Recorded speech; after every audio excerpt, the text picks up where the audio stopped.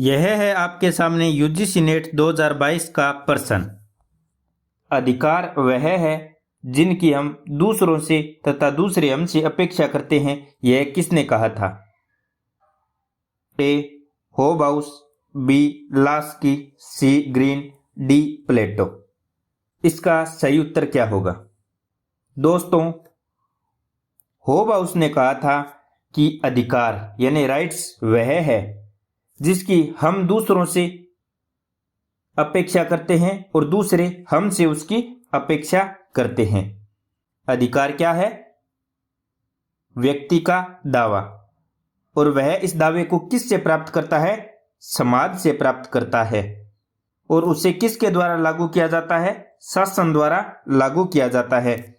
लेकिन प्रत्येक दावा अधिकार नहीं हो सकता। याद रखना, क्या प्रत्येक दावा अधिकार है? नहीं।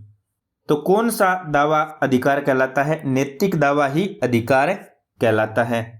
अधिकार सामाजिक दावे हैं जो व्यक्ति को उनके सर्वोत्तम स्वार्थ आदि सिद्ध करने में मदद करते हैं और व्यक्तियों को निजी पहचान को विकसित करने में सहायता करते हैं। लोकतांत्रिक सरकार यदि अधिकारों की एक व्यवस्था कायम करती है तो यह समाज की सर्वोत्तम सेवा मानी जाती है। तो क्या राज्य अधिकार देता है? नहीं, राज्य कभी भी अधिकार नहीं देता। राज्य केवल अधिकारों को मान्यता देता है। इसका क्या मतलब हुआ? इसका मतलब हुआ सरकार कभी अधिकार प्रदान नहीं करती, सिर्फ उन्हें संरक्षण प्रदान करती है। तो अब हमारे मन में सवाल आया, अधिकार कौन देता है? तो अधिकार समाज से विशिष्ट सामाजिक परिस्थितियों से उत्पन्न होते हैं और इसी कारण हमेशा सामाजिक होते हैं। अधिकार व्यक्तियों के अधिकार होते हैं और वे व्यक्तियों से ही संबंध रखते हैं। वे व्यक्तियों के लिए अस्तित्व रखते हैं। इनका व्यवहार उनके द्वारा इसलिए किया जाता है ताकि वे अपनी निजी पहचान का संपूर्ण विकास लाभ कर सकें। प्लेटो जैसे दार्शनिकों ने माना राज्य अकेला ही न्याय प्रदान कर सकता है और व्यक्ति का काम अपनी योग्यताओं व क्षमताओं से अपने कर्तव्यों को करने का भरसक प्रयास करना चाहिए। ऐसे दार्शनिकों को प्रत्ययवादी कहते हैं। दूसरा दृष्टिकोण रखने वाले राज्य को मात्र साधन रूप में मानते हैं और व्यक्ति को साध्य रूप में मानते हैं, अर्थात व्यक्तिगत अधिकार परम पावन और अलंघ्य है। व्यक्ति अधिकार की घटना एक आधुनिक युग की घटना है जो 15वीं-16वीं शताब्दी के यूरोप में शुरू हुई। यह राज्य की निरंकुशता के विरुद्ध आश्वासन है। अधिकार व्यक्तियों से संबंधित होते हैं, इसलिए वे राज्य के नहीं होते हैं। प्रत्ययवादियों को आदर्शवादी भी कहा जाता है।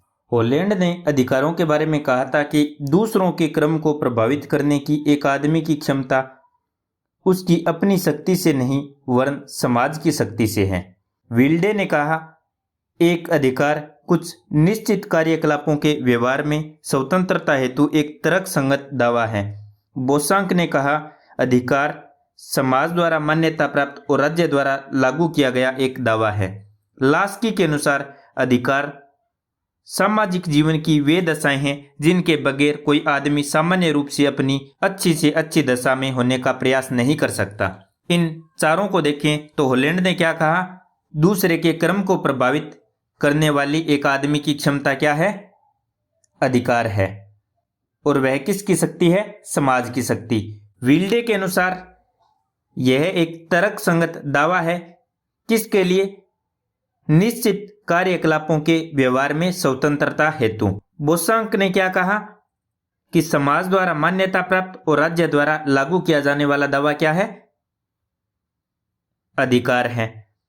लास्की के अनुसार सामाजिक जीवन की दशाएं हैं जिनके बिना अच्छा जीवन नहीं हो सकता।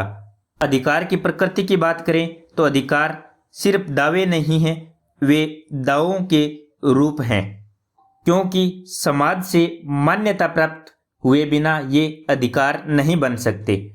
अधिकार सामाजिक होते हैं, व्यक्तित्व के विकास के लिए आवश्यक परिस्थितियां पैदा करते हैं। अधिकार उस समाज के प्रति अनुक्रिय हैं जहां वे अस्तित्व में रहते हैं। अधिकार उस कार्य के प्रति अनुक्रिय हैं जो हम करते हैं। अधिकार स्वभावतः संपूर्ण नहीं होते। अब अधिकारों की परिकल्पनाओं में देखें तो नैसर्गिक अधिकार की परिकल्पना थी, जिसमें Thomas Hobbes, John Locke, Rousseau आदि आते हैं। फिर विधि संगत अधिकार की परिकल्पना आती है, जिसे न्यूनाधिक या कानूनी अधिकार सिद्धांत भी कहा जाता है। इसके समर्थक बेंथम, हेगले और ऑस्टिन हैं। चिरकाल भोगजनित सिद्धांत भी आता है, जिसका समर्थन बरक करते हैं। एक समाज कल्याण की परिकल्पना भी आती है, जिसके समर्थक बेंथम थे। इसके अलावा मार्क्सवादी परिकल्पना, बुर्जुआ अधिकार पढ़ते हैं, ये भी इसमें शामिल होता है।